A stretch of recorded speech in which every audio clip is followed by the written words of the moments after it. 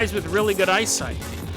One of the two, either 1,000 people or just 100 who can see well. I'm sure they had a guard, right? Maybe. Probably should have researched that. Anyways, the point is that apparently a group of Mongols built a hole in the wall and then created a series of tunnels underneath and inside the Great Wall of China itself. And at first it was just like they'd pop out every so often with their horses. That'd be shocking, right? A horse jumping up from underneath the ground? That's something you wouldn't expect. The horses would come out, they'd do raiding parties, they'd go back to the wall. First it started off like that, but over time, a full civilization began to grow within the Great Wall of China. You had like a city down there, a full civilization. They were no longer part of the Mongolian Empire. They were their own separate thing. They were Kalandia. So this first jumped up on June 26, 2020. People were immediately like, well, that's dumb. Like, that doesn't work at all. There's a couple different reasons it doesn't work. One person said Kalandia is a European way of naming things, that the Mongols wouldn't call it that.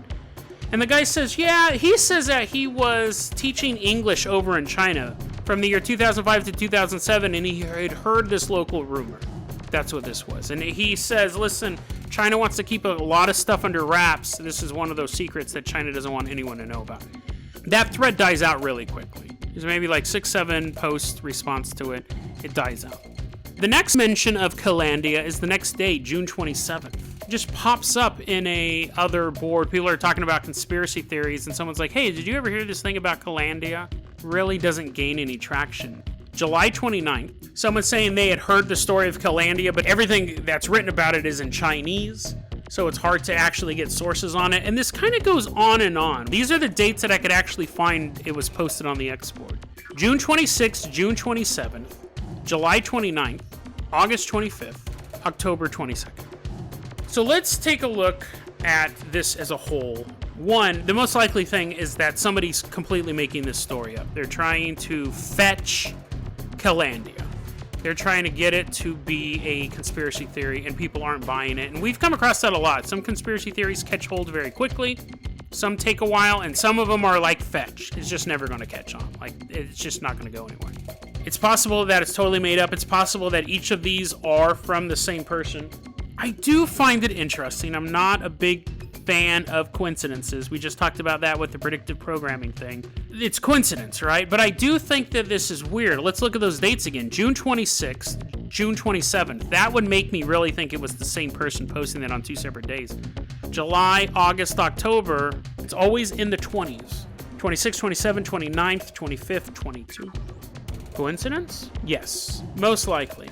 But it's an odd coincidence as well that it's spread out over, 4 months, and it's always in that same green. It's like they only get access to the internet the last 10 days of the month. But let's put on our conspiracy cap here, and we'll end it like this. Yes, it probably is a conspiracy theory that is just not going to catch on. It's probably something somebody made up, and it's not going to catch on. But let's put on our conspiracy caps for a moment. The poster said this is the reason why sections of the Great Wall of China are inaccessible. They're actually roped off. Now, the official reason is because they're super dangerous, they're rubbly, the wall wasn't built to last as long as it has, so you walk in, you fall, and you slip on a bunch of rocks and stuff like that. But that's the official explanation. That's just not safe. But parts that are cordoned off lead to this civilization. A civilization that is still down there. The story wasn't that they were just down there for a while. There still is a separate nation at this point, living within the Great Wall of China. Conspiracy caps on our heads. This is the type of group that would pull the strings and run the world. A group you've never heard of. If you know about them, they have no power. 100%. In the conspiracy world, if you know about them, they have no power. Because if they had power, you would never know about them. Know about predictive programming, they gotta let us know to let their plan. If they run the world, you never know the culture, the language, the people exist. They are ghosts. These are the type of groups you have to look out for.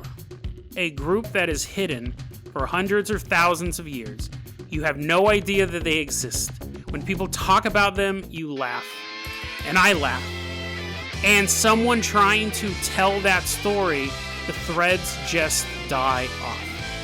These are the groups that are the most worrisome because you don't know you're supposed to be afraid of them because you don't even know they exist. It's possible that this person is onto something, that there is a hidden society inside. I mean, it's a funny visual, but that there's a hidden civilization inside the Great Wall of China. So it's possible that this poster, whoever he is actually onto something. He's actually trying to let people know about Caelondia, and they may not even know how dire the circumstances actually are. This may be a local legend they heard while they were teaching over in China, but it actually may be a clue to who is pulling the strings around the world. Now, I've always said I don't think there's one monolithic group that is controlling the world. I think there are hundreds of separate groups trying to control the world. I think there are hundreds of separate groups that are fighting amongst each other. Sometimes they make alliances for short-term gain, but they're constantly pushing and pulling at world politics, at society, at culture, entertainment. This is constantly going on. But it's these groups that you don't even know exist that are the most dangerous. Because if you don't know they exist, you can't prepare to fight them. And a group that started off as savage raiders, raping and pillaging their way across China. If they're now in the boardrooms, if they're now in the halls of power, that savagery is still there. That take-all energy is still there. You may not be able to find their nation on a map. You might not ever know how to speak their language. You may never even know they exist. But they know you exist. They can't wait until they take over the world. The Silent Masters vying to conquer everything and rule the planet from within inside the Great Wall of China. DeadRabbitRadio@gmail.com is going to be your email address. You can also hit us up at Facebook.com/DeadRabbitRadio. Twitter is @DeadRabbitRadio. Dead Rabbit Radio is the daily paranormal, conspiracy, and true crime podcast. You don't have to listen to it every day, and I'm glad you listened to it today. Have a great one, guys.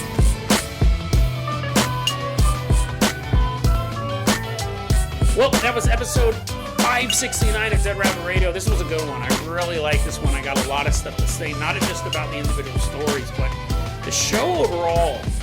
So, one thing that we talk about here in the back end, right? I have friends that I talk to about the show. I talked to Sabine about it. I talked to Veronica about it.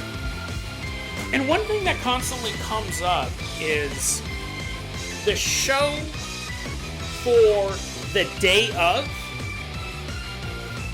When I'm doing this show, and I've said this before on other episodes of Classics, there is no manual on how to do a podcast. There's nothing really written. There may be a book here, there may be a book there, but there's nothing that's all-encompassing of it. If you want to be a jazz musician, there's books on that. If you want to be a solo trumpet player who goes on tour, there's books on that. Because the industry has been so well paved, right? You can find books on pretty much any other artistic subject, no matter the niche. There's nothing like that for a podcast, and anything that is like that, it's woefully outdated already.